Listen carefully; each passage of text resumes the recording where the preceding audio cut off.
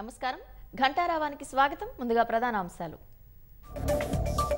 కొండా సురేఖపై పరువు నష్టం కేసులో నాగార్జున వాంగ్మూలం మంత్రిపై క్రిమినల్ కేసు తీసుకోవాలని కోర్టుకు విజ్ఞప్తి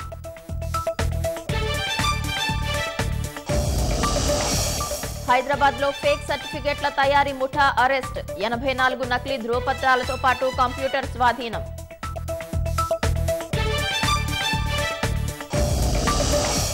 బంగాల్ ఆర్జీకార్ ఆసుపత్రిలో 50 మంది వైద్య సిబ్బంది రాజీనామా భద్రతపై చర్యలు లేనందునే నిర్ణయం తీసుకున్నామని వెల్లడి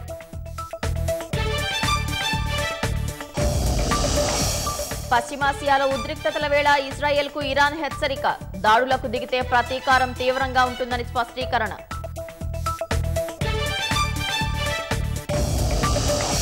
శరన్నవరాత్రుల్లో భాగంగా ఆలయాలకు పోటెత్తిన భక్తులు అమ్మవారికి కుంకుమ పూజలు చేసి మొక్కులు చెల్లింపు